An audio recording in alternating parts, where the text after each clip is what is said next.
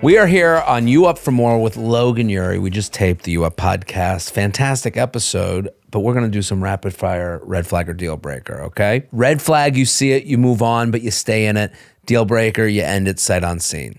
You have great chemistry, but values feel mismatched. Deal breaker if you're looking for a serious relationship. They are bad at texting, but always on socials. Red flag, have a conversation about it. You don't think that's a deal breaker?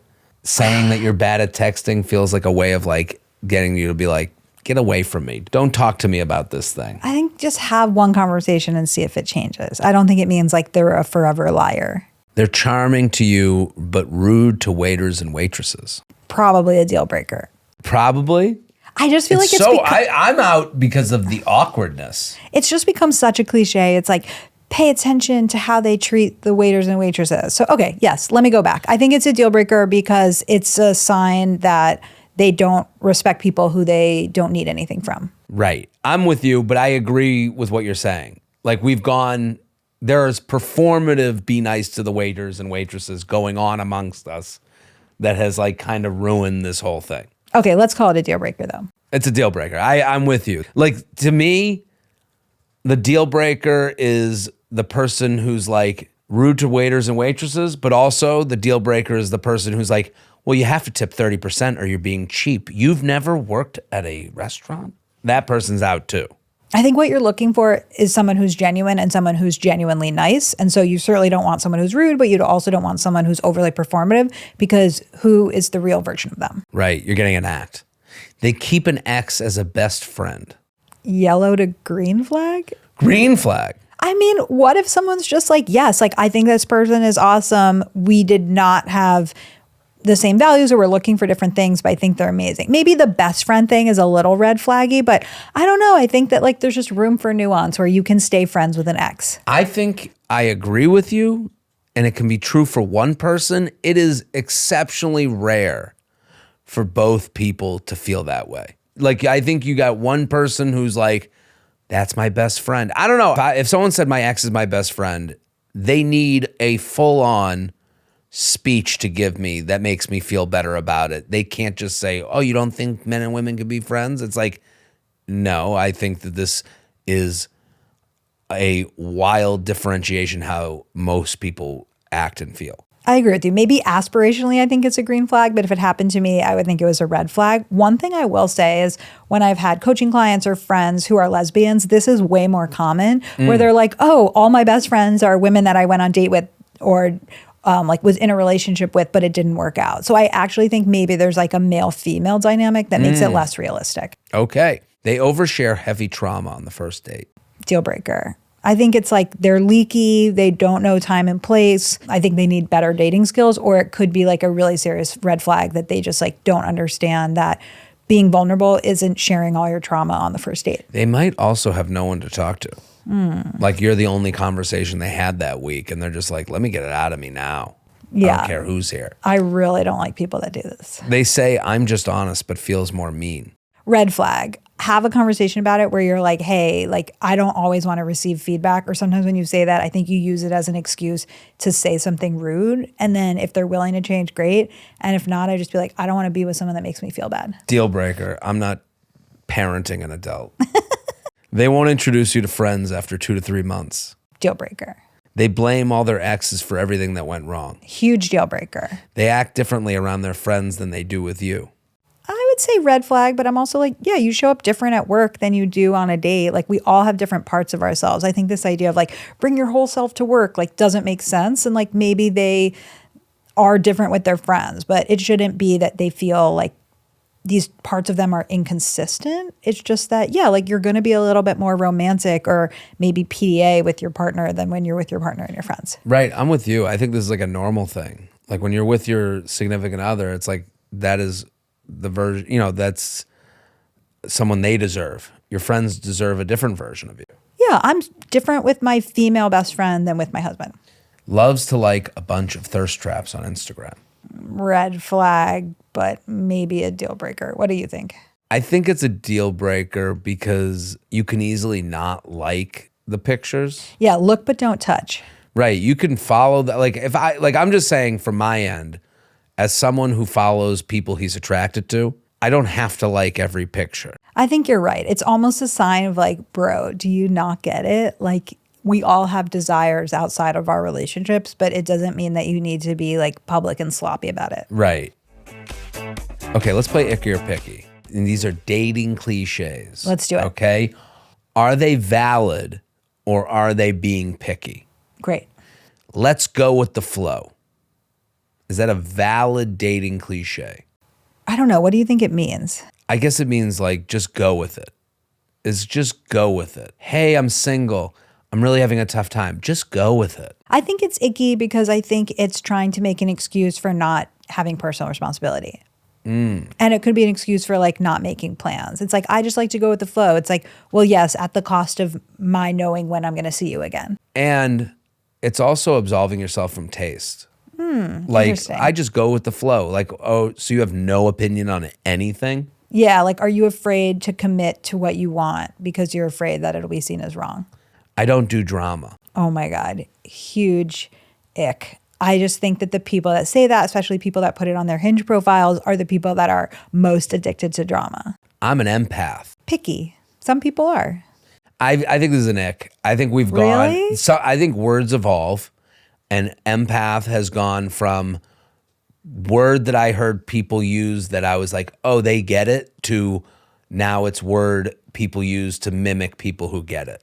I agree with you that the average person that says that, I want to roll my eyes at, but I don't think you should literally leave a relationship because the person uses an annoying phrase. Fair. I don't chase. I think picky because what if somebody knows that they're anxiously attached? Like, I would put myself in this position, and it's like when I chase people, I realize that I'm sort of addicted to not knowing if they like me or not, and I'm in the anxious avoidant loop, and like what they mean in that situation is like, I need to opt in and the other person opts in too. I get the ick from I don't chase. I think it's the same as I don't wait in line.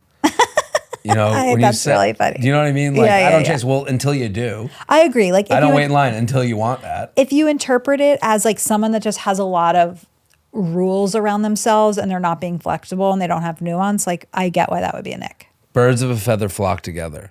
Picky. Like, I have so many examples of people who are similar ending up together and people who are different ending up together. Like, there's birds of a feather flock together, and then there's opposites attract. And so I think like neither of them is really true. I'm with you. I think birds of a feather flock together. That is like, if you don't, I think that's like the most true thing for like how you do in life.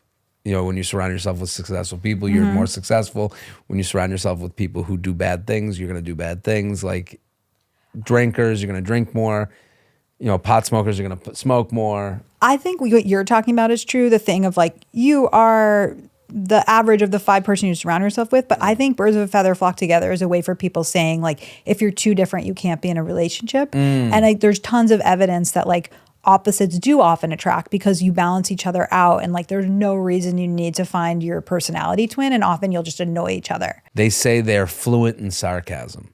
Picky, it's like, yes, that's super lame. Like, people on Hinge do not want to see cliches. Like, just because you didn't get the memo that that's lame doesn't mean like you could never be in a relationship with them.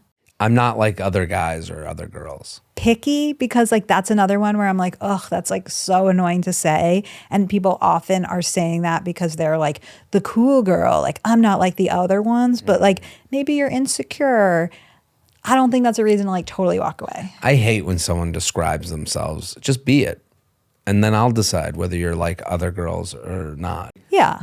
I hate it too, but I don't think it's a deal breaker. Can I say that? I'm a hopeless romantic. Picky. It's funny. I think I have a higher bar for deal breaker than you, but I'm just kind of like, what are you using that as an excuse for? Are you using that as an excuse to not go on Hinge because you're like, I'm a hopeless romantic. I'll know it when I see it, or I want to meet in real life. It's like, what's romantic is that you met someone. It doesn't matter how you met. That's an ick for me. My mom is my best friend. Picky. Like, maybe she is. Why is that such a big deal?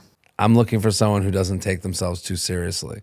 Just another Hinge cliche where I'm like, what does that even mean? Are you trying to say like someone who's fun? Find a less cliche way to say it on your profile, but I don't think feeling that way is inherently a deal breaker. We're going to play a game called Genius or Jail. These I'm are ready. First dates, okay? I'm going to give you a first date scenario and tell me if it's genius or they need to go to jail. We swap Instagram for 60 seconds and then ask one question each. Genius, but risky. There's no way. Jail. I'm not giving someone my Instagram for 60 seconds. Now I'll give I'm it to my wife on my deathbed. Jared, Finally, you can look at this. why? I heard your For You page was all cooking. All cooking and titties. It's weird. Sometimes they're cooking titties. Thrift store date. You dress each other for a wedding you're not going to. Genius. That sounds Genius. fun. Get silly. Go outside your comfort zone. What about like the person that's at the thrift store, like the poor person that's like, can I please put on that dress that I can't afford? You know, like you're like, we're playing. I don't know. I like this It's because good in theory. it's creative. You get to see each other. And like the best part about it is that you're being playful, which is what everyone says they want on dates, but they don't know how to plan a fun date. IKEA speed run. Build a cart for your shared life in 10 minutes. Genius. Let's do it later today. Jail. Why? IKEA, let's make it like, I would rather a grocery store. It's the same idea. It's like, let's go to a place and like act like we're on a Nickelodeon show. But IKEA's like, that's like 10 years from now. Let's do something a little bit more. Okay, sure. No small talk date. You can only ask pre-written deep questions.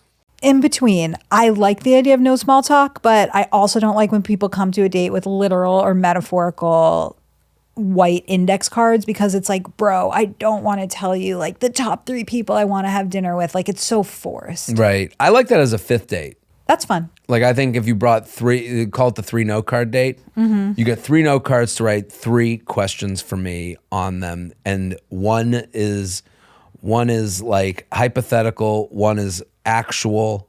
Like one is you do hypothetical, actual, sexual. That's cute. I like it. Like 5th date ish, we'll assume that they've been physical. So you know, and it's like 3 truths. I think that's a great idea. I think that'd be a fun This date. is a tangent, but I had this really close guy friend and I didn't really like his boyfriend. And after a while, his boyfriend was like, I know you don't like me. Why? And we went on a walk and I was like, I feel like every question you ask me is such an index card question and so forced. And I don't always want to be in that mode. And then he was like, I hear that feedback and now we're really good friends, but I kind of needed to be Really? like, yes, because I was like, that's just not how I choose to converse. I just want to like be in the moment and talk about whatever's on our mind. I don't want to answer like, what is the greatest wish I have for myself this year? Oh no, get out of here. Yeah. I don't want to, no, I'm not going on a podcast every time I hang out with someone.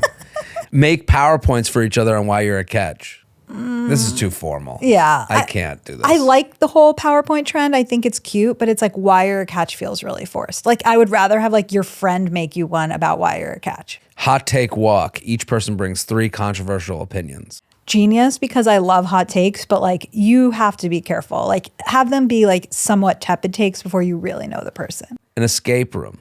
My nightmare, so I would say jail. I like it. I like that it's physical. I like that it like gets you doing something. I think for many people they would You'd like see how it. stupid I was. I'd be That's like, how I feel. wouldn't I'm get like, I'm anything. really bad at escape rooms. The skills that you need to be good at it, I don't have. And it would bring out like a really insecure, anxious part of me. So I don't want to go on that date, but for the right person, it's genius. You pick 3 items at Target that capture my energy. I think genius. I think it's the same thing as the thrift store date. It's the same thing as let's go to a bookstore and I choose a book for you and you choose a book for me. It's like a way of being in the moment and reacting to what's around you versus like sitting across from each other over coffee, interviewing each other for the role of spouse. Blindfolded taste test where you eat something and guess what it is. Must be food, nothing inedible. Jail for a first date or an early date, like I just feel like it's a little intimate, but I think genius for like a 5th date where you're more comfortable, but I would feel like a little I hate this. out of my element. Come Why? on. This is horrible. I don't want to eat something. I don't want wasted calories on something that I hate and don't want to eat. I want to go for lunch and eat things that I really want. I want to dance around the menu with someone. I don't want to like be eating a bug. Oh, that was